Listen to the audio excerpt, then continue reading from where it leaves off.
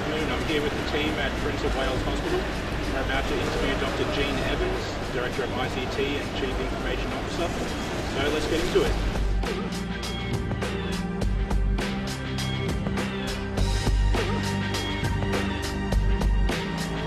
Dr. Jean Evans is currently the Chief Information Officer and Head of ICT for New South Wales Health Services.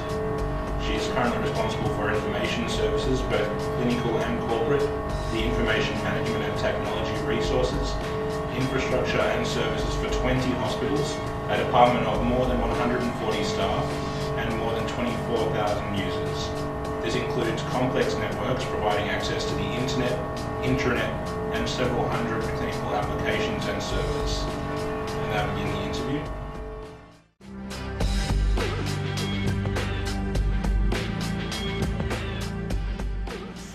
My role encompasses anything to do with IT. So, in other words, I have responsibility for a group of people, approximately 140 people, across the different hospitals. We have people geographically located. We're responsible for all the patient administration systems. So if you come into one of our hospitals, like the Prince of Wales, as a patient, you'll go into the emergency department. All of that information is now electronic. We have approximately 16,000 staff accessing clinical information.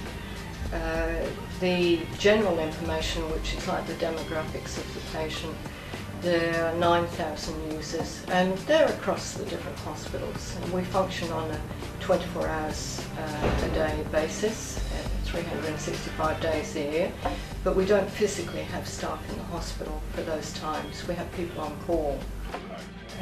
We also have financial systems, or in other words, we have the clinical systems and corporate. So we have pathology and radiology. We're fully digitised images, radiology information system, so it's the report inside the images, and everything's connected to the electronic medical record.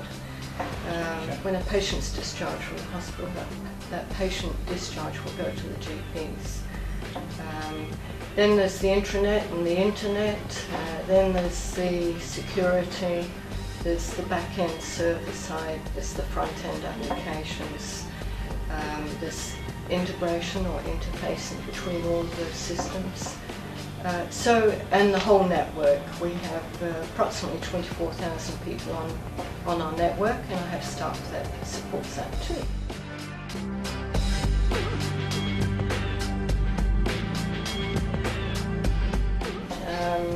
A CIO has no job without a strong team behind him or her.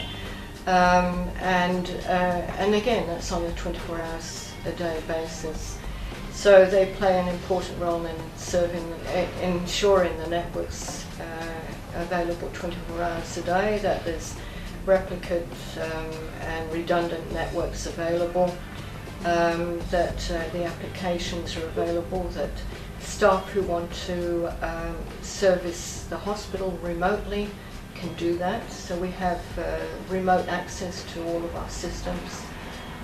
So for instance, a radiologist may be at home over the weekend, may need to diagnose a patient, may see an image remotely.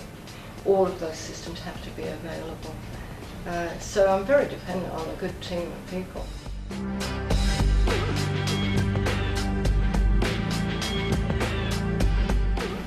I'm a manager of group managers that support. So I have a structure of 6 staff that support health informatics, that support telecommunications, application services, technical services, consultant projects and planning, and I've forgotten one. And it'll come to me, but it hasn't at the moment. So I manage staff to manage other staff. I'm the immediate manager, so I have just a standard structure of staff below me, and then they each have approximately 25 to 30 staff.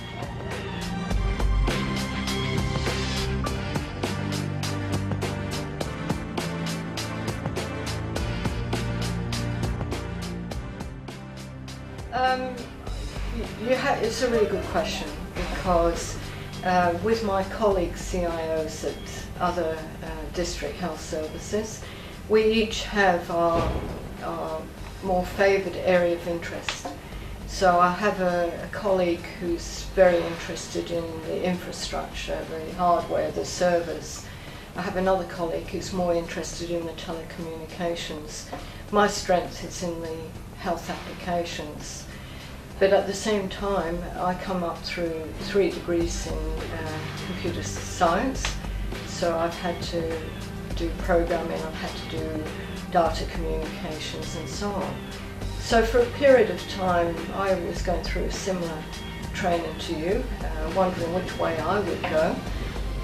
So I think you come up with a broad understanding, but not a great understanding of each of those different areas.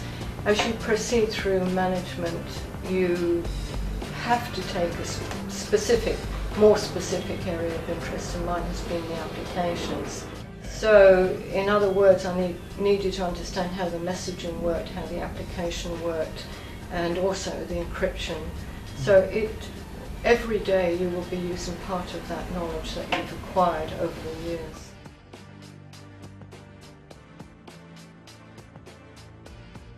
Access to social media. Extremely challenging in health. Primarily, again, our network is designed to access patient information. But ideally, the staff would like to be able to use Facebook, YouTube, and can always justify the reasons why they should. And I have to justify the reasons why they can't.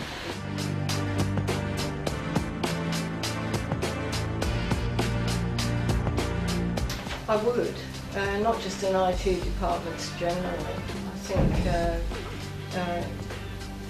good communicators can work in any industry, but certainly in IT. If you can't communicate well across the team and with your colleagues, you can't communicate with your customers. And you have to remember when you're communicating the different levels that you would be communicating at. Because in health, you may communicate very differently to a medical professional, to an academic, to a nursing professional, and you have to be able to do that.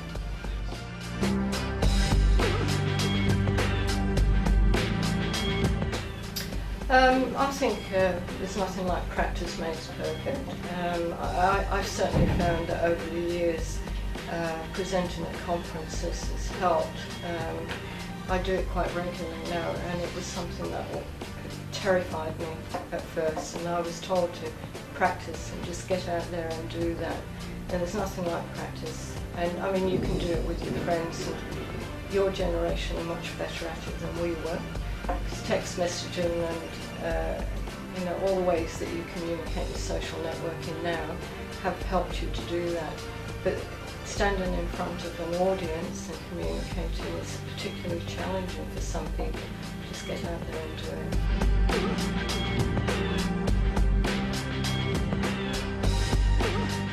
I think just broaden your horizons, try to get an understanding of some businesses, because you'll find that you'll know where the skills are that you need there, and try to see where your interests lie. But keep your studies as broad as possible and then narrow in, and certainly don't stop at that first degree. For me, that was very important.